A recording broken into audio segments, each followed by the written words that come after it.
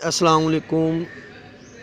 اس video میں ہم بات کریں گے جو معتزلہ ان کے جو عقائد ہیں یہ لوگ کب شروع ہوئے اور ان کے جو عقائد ہیں وہ کیا ہیں اور ان کے اصول کیا ہیں۔ یہ واصل بن عطا یہ عراق کے رہنے والا ہے اور ان کا جو استاد ہیں وہ حسن بصری رحمۃ اللہ علیہ ان کے استاد سے ایک دن بیٹھے بیٹھے مسئلے میں اختلاف ہوا، تقدیر کے مسئلے میں اختلاف ہوا تو یہ ان کو چھوڑ کر چلے گئے اور انہوں نے پھر کہا تھا اعتزلہ تو وہاں سے ان کو معتزلہ کہا جانے لگا۔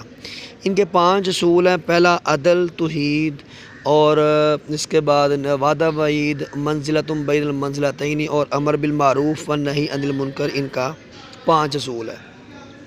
عدل، عقیدہ عدل اصل میں یہ حقیقت میں توحید کے خلاف ہے۔ یہ لوگ کہتے ہیں کہ جب اللہ تعالیٰ شر کا خالق نہیں، اگر ہم اللہ تعالیٰ کو شر کا خالق مان لیتے ہیں تو پھر وہ جو وعدے جو کیے ہیں، اللہ نے عذاب کا وعدہ کیا ہے گناہ گاروں کو تو وہ لازم آئے گا، تو یہ عدل کے خلاف ہے، تو گویا کہ اللہ تعالیٰ شر کا خالق نہیں ہے۔ اس کے بعد دوسرا ان کا توحید ہے۔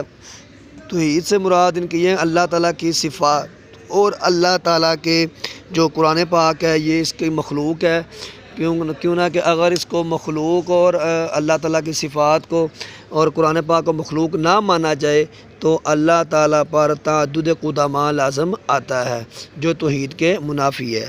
تیسرا ان کا عقیدہ یہ منزلۃ بین المنزلتین، ان کا عقیدہ یہ ہے کہ ایک مسلمان جب مسلمان ہوتا ہے اور اس کے بعد ایک کافر ہوتا ہے، اور ایک بندہ جب گناہ کرتا ہے اور کبیرہ گناہ کرنے کا مرتکب ہوتا ہے تو نہ وہ بندہ مسلمان رہتا ہے نہ وہ کافر ہوتا ہے، بلکہ وہ منزلۃ بین المنزلتین دونوں منزلوں کے درمیان کسی منزل میں رہتا ہے، نہ وہ گناہ کا نہ وہ کافر نہ وہ مسلمان بلکہ اس کے درمیان رہتا ہے۔ چوتھا نفاذ واضح وعید، اس سے مراد یہ ہے کہ وہ کہتے ہیں کہ اللہ تعالیٰ نے جو وعدے عذابوں پر کیے ہیں اور جو وعدے نیکوکاروں کو نیکیوں کے ثواب پر کیے ہیں وہ اللہ نے پورے کرنے ہیں۔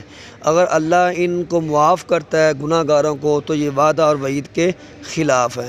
پانچواں امر بالمعروف والنہی عن المنکر، اس سے مراد یہ ہے کہ وہ کہتا ہے امر بالمعروف اتنا ہی ہونا چاہیے جتنا انسان مکلف ہے، جتنے آسانی کے طور پر انسان کر سکتا ہے، جبکہ نہی عن المنکر سے مراد ان کا یہ ہے کہ یہ لوگ کہتے ہیں کہ اگر امام ظالم ہو، بادشاہ ظالم ہو تو اس کے خلاف نکل کر نہی عن المنکر کیا جائے اور اس کے بعد اس کو قتل کیا جائے۔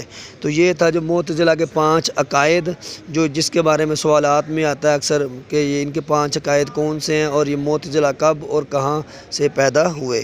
یہ دوسری ہجری میں یہ پیدا ہوئے تھے۔ اگر اسی بات کی سمجھ نہ آئی ہو تو آپ پوچھ سکتے ہیں کمنٹس کی صورت میں۔ السلام علیکم۔